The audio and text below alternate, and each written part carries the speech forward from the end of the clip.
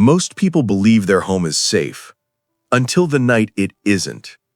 It starts with something small, a flicker of motion at the edge of a security light, a sound too faint to be sure of, the uneasy silence that follows. For a heartbeat, you tell yourself it's nothing, the wind, the cat, the pipes expanding in the cold. But the mind knows. Somewhere deep beneath the comfort of walls and routine, there's a whisper of realization. Safety isn't a state. It's an illusion you maintain until the moment someone tests it. Tonight, we dismantle that illusion. Because when seconds decide whether your family is protected or exposed, waiting for help isn't a plan, it's a gamble. For months on the Survival Brief, we've talked about bunkers, food reserves, and how to outlast long-term collapse. But what if the threat doesn't come from a distant global crisis or a geopolitical meltdown? What if it comes from 20 feet outside your door, or already inside your walls? Most people imagine danger arriving like a movie, a siren, a warning, a countdown. But real life doesn't announce the breach. It whispers. A creak on the stairs, the vibration of a handle, a silhouette behind the glass. In that moment, you don't have time to build a shelter or reach for a prep bag. You only have what you've already done or failed to do. The harsh truth is this: most break-ins happen in less than 2 minutes. Emergency response takes 10 or more. That gap, those fragile, irreversible minutes, is where your preparation decides your outcome. And that's what this briefing is about. Not bunkers, not doomsday scenarios, but the quiet war fought in every neighborhood, every night, between awareness and assumption, between prevention and reaction. This is about how to make your home a fortress long before the danger arrives. Let's start with the psychology of intrusion, because most people don't realize that a break-in rarely begins with a crowbar. It begins with a calculation. Every would-be intruder, from the desperate addict to the organized burglar, runs through the same mental checklist before ever touching a door. They don't want a fight. They want efficiency. Their goal isn't conquest. It's risk reduction. They look for the path of least resistance, the target with predictable patterns, the home that promises speed, silence, and escape. And in that calculus, time is everything. Security professionals call it the 3-minute rule. If a break-in takes longer than 3 minutes, most criminals abandon it. That's why almost every residential intrusion happens through the same weak points: cheap front doors, unlocked garage entries, sliding glass doors half hidden by fences or shrubs. These aren't random accidents. They're data-driven weaknesses. Criminals aren't improvising. They're exploiting. And statistically, they're right to bet against you, because most homeowners spend more time securing their Wi-Fi than their windows. The illusion of safety begins with familiarity. You walk through your house every day, see the same doors, the same locks, the same lights. Over time, they become invisible. The problem is, invisibility works both ways. What you stop noticing is exactly what an intruder sees first. So to build real defense, you have to reverse your perspective. You have to stop thinking like a homeowner and start thinking like an intruder. Step outside. Stand across the street. Look at your home not as sanctuary, but as target. What do you see? Shadows? Blind corners? A fence line that hides movement from the road? Can someone walk from the sidewalk to your back door without ever being seen? If so, your home isn't private, it's invisible. Burglars love invisibility. They seek silence, cover, routine. They map patterns, cars that always leave at 8 a.m., porch lights that never turn off, packages that linger at the door. They watch for your comfort and weaponize it. In modern security terms, that's called OPSEC, operational security. It's the same principle used by military and intelligence units, yet almost completely ignored in civilian life. When you post vacation plans on social media, leave ladders in the yard, or let mail pile up, you're not just being careless, you're broadcasting opportunity. And opportunity is what predators hunt. This is the first shift every serious prepper learns. Effective defense starts long before a threat appears. It's not about paranoia, it's about perception. Because most intruders don't break into houses at random. They make decisions based on signals. Your job is to control those signals. Think of it as a contest of perception, your home's appearance versus their expectations. If your house looks like a problem, loud, risky, unpredictable, they'll move on. That doesn't require money, it requires strategy. Lighting, for example, is your first silent ally. Darkness is the intruder's comfort zone. Break it. Motion-activated floodlights that flare unpredictably send a primal message. This property is active. Someone's watching. Sound is your second ally. Gravel paths that crunch underfoot, a gate latch that clicks, even a loose wind chime, small noises that ruin stealth. To you, they're ambient. To an intruder, they're exposure. Visibility is your third. Trim tall hedges, open sightlines from the street to every major entry point. What can be seen can't be approached unseen. It's not about fortifying like a castle. It's about disrupting the assumptions that criminals depend on. Now, let's look at the math of time again. 3 minutes. That's the average threshold where risk outweighs reward. Your mission is simple. Stretch those 3 minutes into 5, into 7, until every second an intruder spends trying to break in feels like a lifetime. You do that by upgrading small, often overlooked hardware. Replace the short screws in your strike plates with 3-inch steel ones that bite into the studs. Reinforce hinge sides with hinge bolts, small steel pins that keep a door locked even if the hinges fail. Apply security film to your most vulnerable windows. None of these are dramatic. They're not cinematic, but millimeters become minutes, and minutes decide survival. Remember, the goal isn't indestructibility. It's deterrence. Make every forced entry slower, louder, riskier. Because in the real world of security, noise is resistance. A reinforced door buys time. A noisy entry buys awareness. And awareness is life. But defense isn't just steel and screws. It's also psychology. Criminals are observers before they're trespassers. They're students of routine. If your environment feels unpredictable, if the lights change, if there's motion, if the noise never patterns, it injects doubt into their process. And doubt is the enemy of action. That's why your defense must evolve.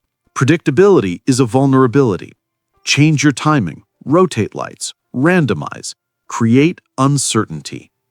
Because deterrence doesn't start with confrontation. It starts with perception management. So ask yourself tonight, how many seconds would it take someone right now to bypass your front door? If the answer is measured in seconds instead of minutes, then the battle doesn't start when the alarm sounds. It starts now, before anyone crosses the property line, before the illusion of safety turns into the cost of complacency. Every home has two faces. The one you see, familiar, comfortable, full of routine, and the one a stranger sees, stripped of sentiment and privacy, reduced to angles, shadows, and timing. The difference between those two realities is where real defense lives. In part 1, we tore down the illusion of safety, the quiet assumption that walls equal protection. But knowing you're vulnerable is only half the truth. The other half is what you build in its place, layers. Because security, like survival, is never one thing. It's a system of time. Each layer buys you seconds. Seconds to react, to think, to survive. And when you stack those seconds correctly, they turn a house into a fortress. Layer 1, the physical barrier. When people imagine home defense, this is what they think of first. Locks, doors, windows, fences. But strength without understanding is just decoration. The most expensive lock fails if it's anchored by shallow screws. A heavy door means nothing if its hinges can be kicked out in one strike. And a fence high enough to hide you might also hide the person breaking in. True physical defense is about time, not toughness. Let's start with the front door, because that's where 34% of all break-ins happen. If your door's strike plate is fastened with half-inch screws, it's an open invitation. Replace them with 3-inch steel screws that bite deep into the frame. That single upgrade multiplies resistance by 10. Next, the hinges. Reinforce them with long screws and hinge bolts. Steel pins that lock the door even if the hinges fail.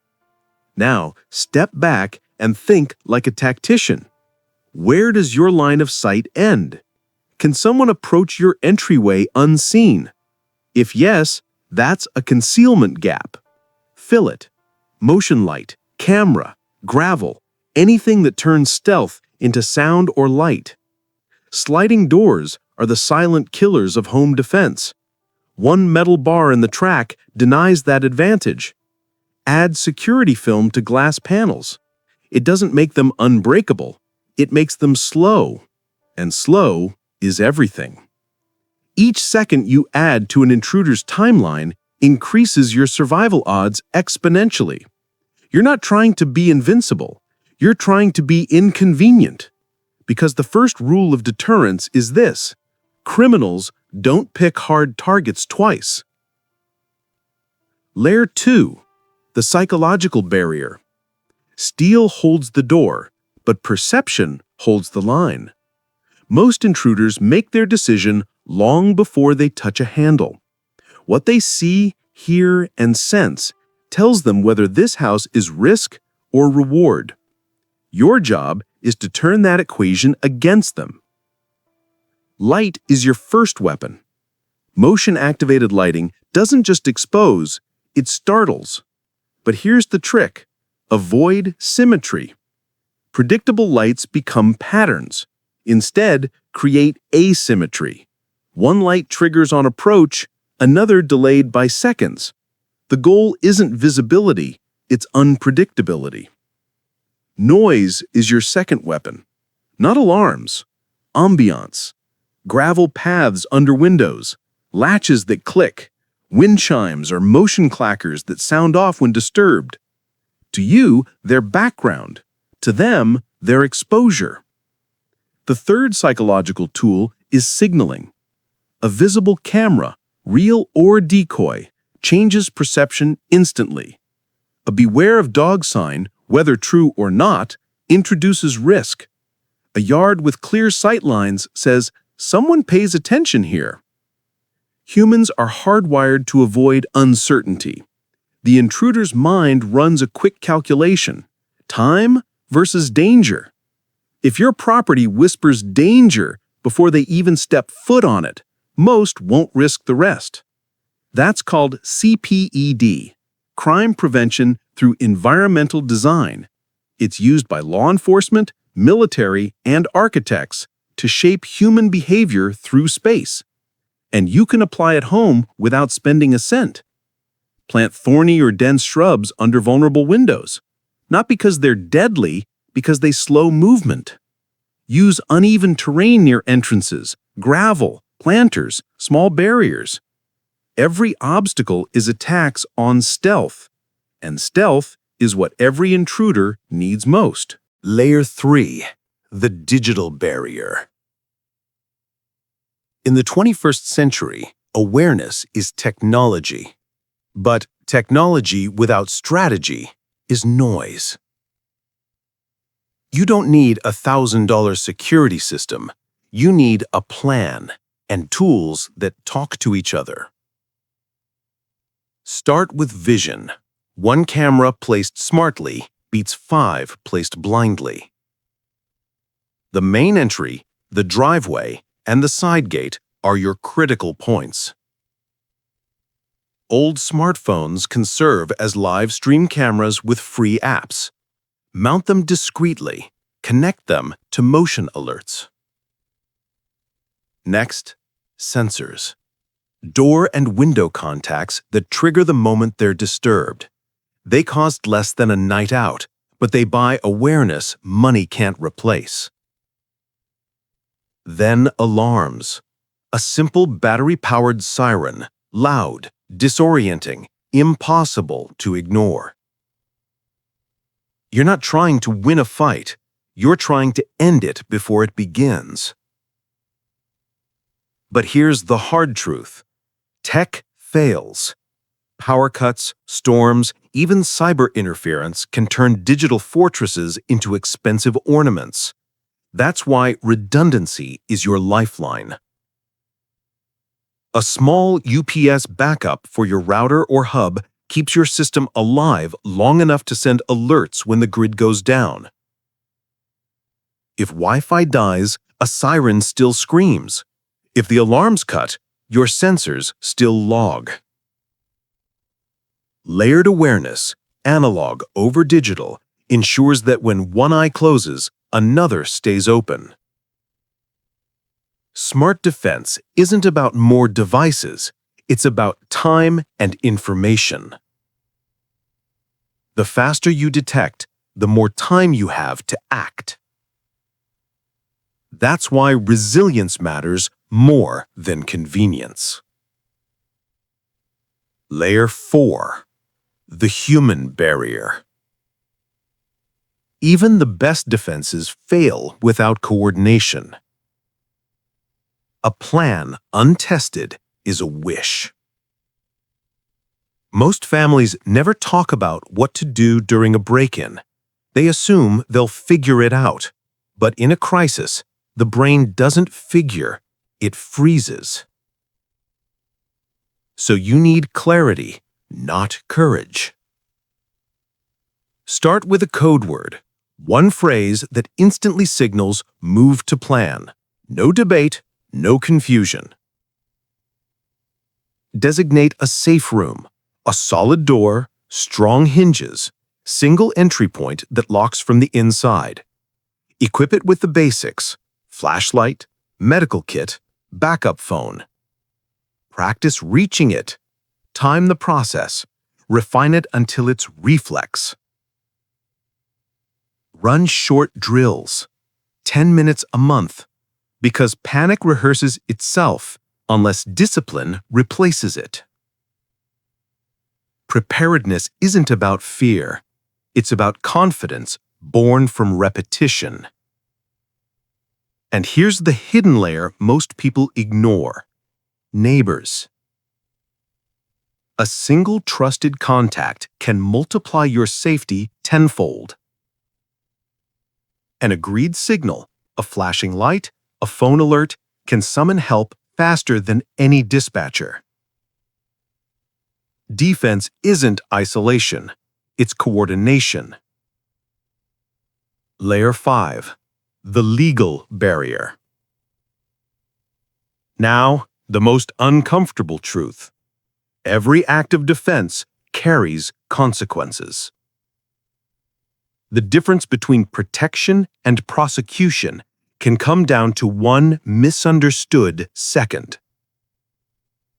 The moment you introduce force, a weapon, a trap, a confrontation, you step into the terrain of law, and that terrain changes with every state, every jurisdiction.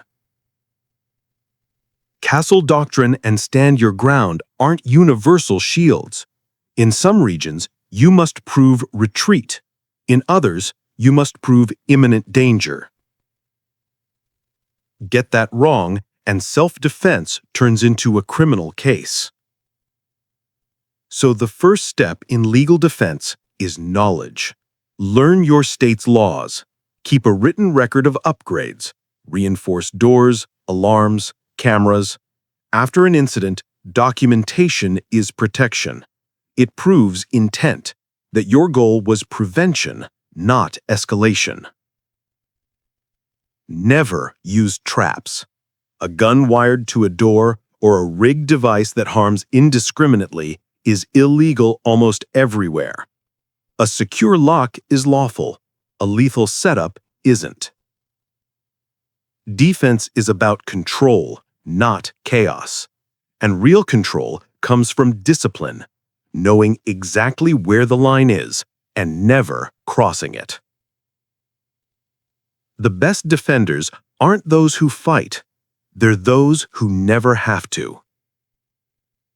Each of these layers, physical, psychological, digital, human, and legal, forms a chain. Break one, and the others compensate. Strengthen all, and the chain becomes unbreakable. Because in the real world, you don't win through force, you win through design. Design that anticipates, that controls perception, that buys time, second by second. When you build in layers, your home stops being a target and becomes a system, one that adapts, evolves, and protects even when you're asleep. That's what preparedness really means. Not paranoia, but proactive architecture. A fortress isn't just built from walls. It's built from decisions, deliberate, disciplined, layered decisions. Preparation doesn't end when the locks click shut. It begins when you understand what those locks truly mean. Because no matter how strong the hardware, how clever the cameras, how bright the lights, a fortress is only as reliable as the mind that maintains it. Every system decays. Batteries die, habits fade. The most dangerous phrase in security is the quiet one. It's probably fine. That phrase has opened more doors for intruders than any crowbar ever made. The final layer of defense isn't metal or code. It's discipline. The ongoing decision to stay aware without living in fear, to maintain vigilance without surrendering peace. This is the fortress mindset, the ability to treat security not as a project, but as a practice.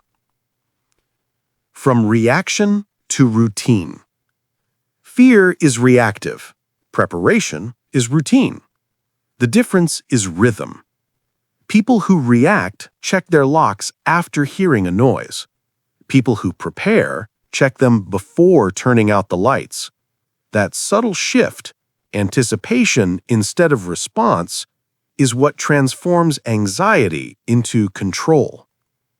Establish a rhythm of inspection. Weekly checks on doors, windows, sensors. A quick audit after storms. A review every season when daylight hours change. Routine isn't paranoia. It's the structure that frees your mind. The more consistent your habits, the less space fear occupies. The mind that rehearses readiness no longer flinches at the unknown.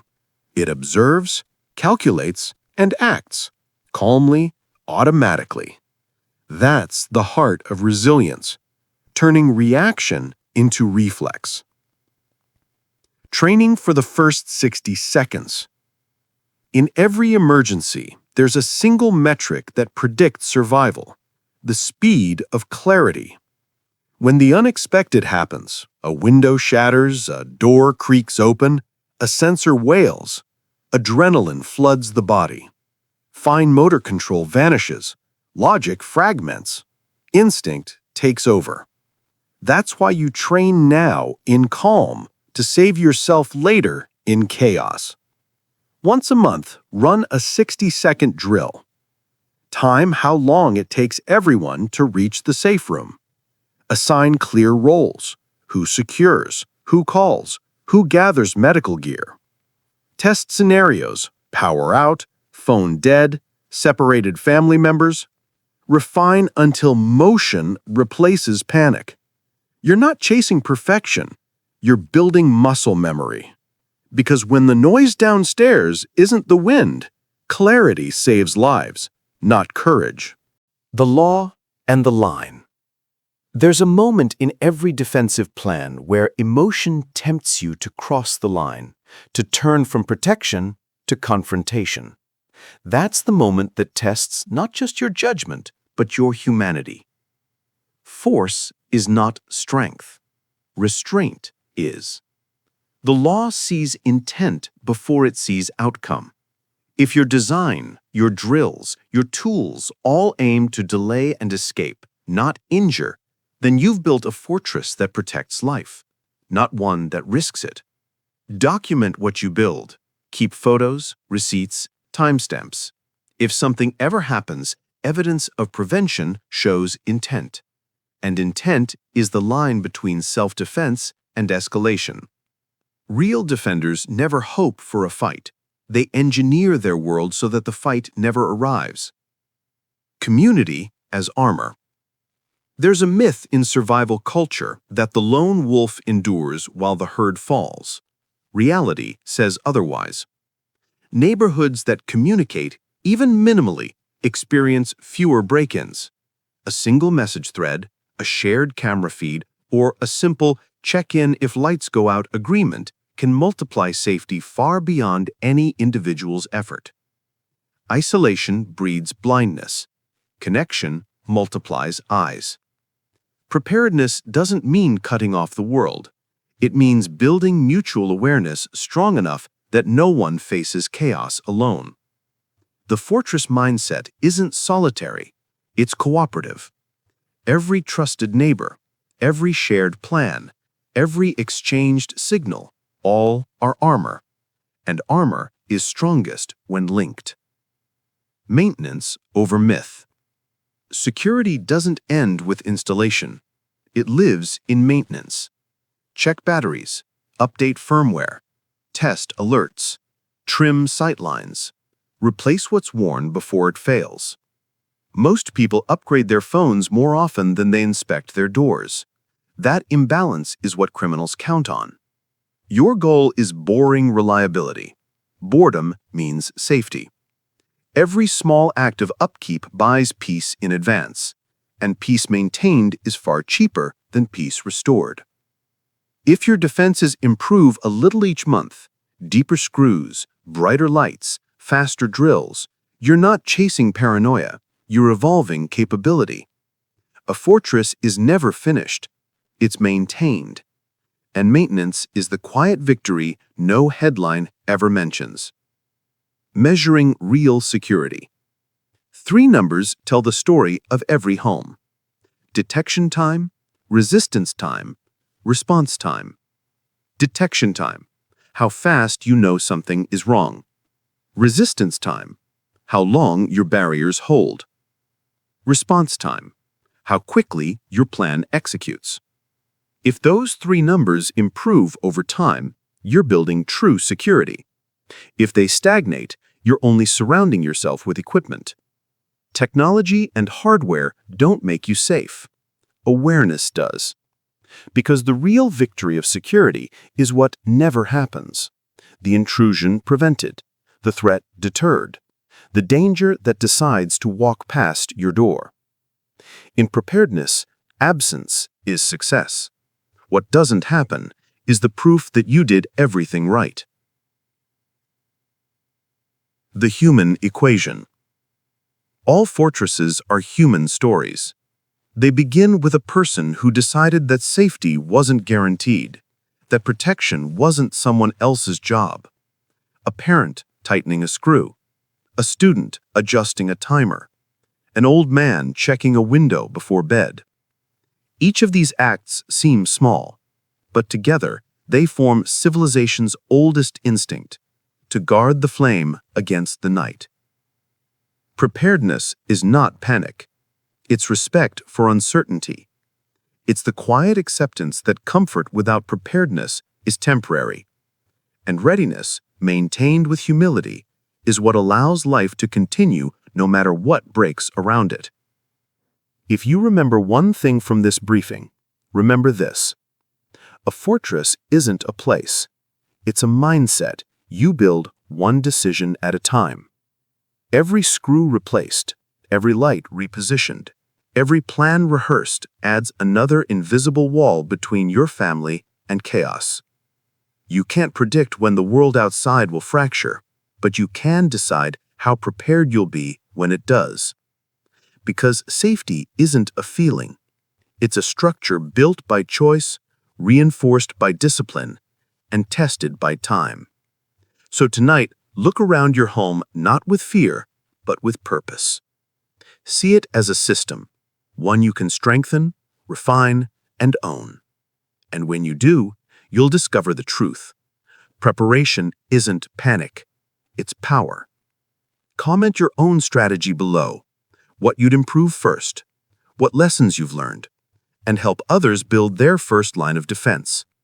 Subscribe to the Survival Brief for weekly briefings on resilience, security, and the human instinct to endure. Because the fortress isn't out there, it's here, in every choice you make before the night begins.